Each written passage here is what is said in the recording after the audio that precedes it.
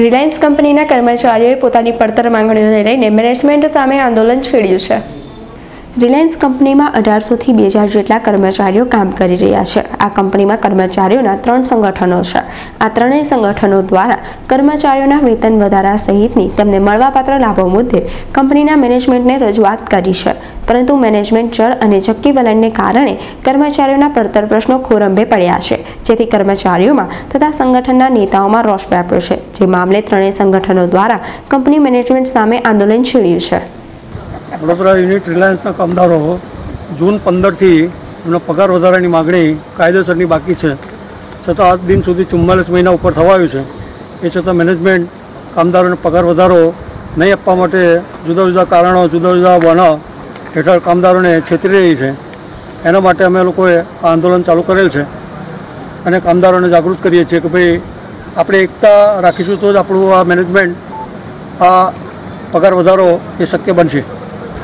Reliance industries Vadodara manufacturing ડિવિઝનમાં 1800થી 2000 કામદારો કામ કરી રહ્યા છે અને બધા જ કામદારો 20થી 35 વર્ષના અનુભવી છે। આ વડોદરા કોમ્પ્લેક્સને પ્રોડક્શન સાઇડ જોવો તો તમે 100% પ્રોડક્શન કામદારો જ આપે છે અને આ કામદારોની હકની લડાઈ માટે લડી રહ્યા છે। જૂન 2015થી અમારો પગાર વધારાની માગણી પડતર છે। આ મેનેજમેન્ટ ચક્કી વલણના કારણે અને જુદી જુદી પદ્ધતિ ગણતરીની પદ્ધતિ પ્રમાણે એ અમારો પગાર વધારો જે અમને આપે છે તે કાપી લેવા માટે અમને ગણતરી બતાવે છે, જે અમને મંજૂર નથી અને કામદારો ગાંધી ચીધ્યા માર્ગે અત્યારે આંદોલન કરી રહ્યા છે। જરૂર પડશે તો કામદારો ઉગ્ર લડત આપશે અને કામદારો સંગઠનો ત્રણે સાથે છે અને બધા જ કાર્યકરો, બધા કામદારો પોતાની સંગઠિત થઈ અને લડત આપવા શરૂઆત કરી છે। રિલાયન્સ વડોદરા યુનિટમાં 3 કામદાર સંગઠનો કાર્યરત છે। આ યુનિટમાં લગભગ 2000 જેટલા કામદારો છે અને યુનિટના કામદારોની છેલ્લા 4 વર્ષથી લાંબા ગાળાના સમાધાનની માગણી મેનેજમેન્ટ સમક્ષ પડતર છે। ત્રણેય યુનિયનના પ્રતિનિધિઓની અને મેનેજમેન્ટની સંયુક્ત બેઠક મળી, લગભગ 130 જેટલી બેઠક મળી છે।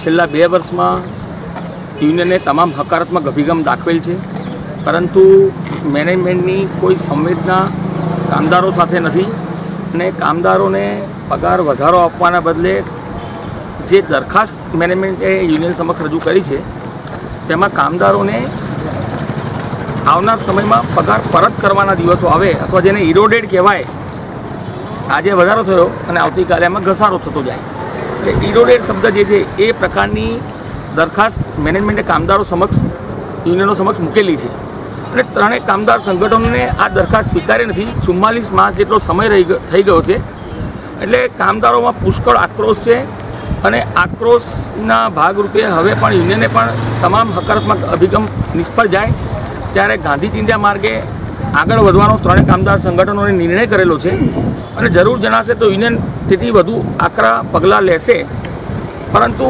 શરૂઆતના ભાગરૂપે સૂત્રોચ્ચારના કાર્યક્રમો થયા છે। આજે આવતીકાલે અને ત્યાર પછીના દિવસે 3 દિવસ 21, 22 અને 23 3 દિવસ ત્રણેય કામદાર સંગઠનોએ કામદારોને બેઝ પહેરાવ્યા છે અને કામદારોએ બહુ ખુશીથી ઉત્સાહપૂર્વક આ કાર્યક્રમમાં ભાગ લીધો છે। ત્યારબાદના પણ ઘણા બધા કાર્યક્રમો યુનિયને આપેલા છે અને આ ન્યાય અપાવો એ ત્રણેય યુનિયનની એક ફરજ છે અને ન્યાય મેળવીને અમે જંપીશું।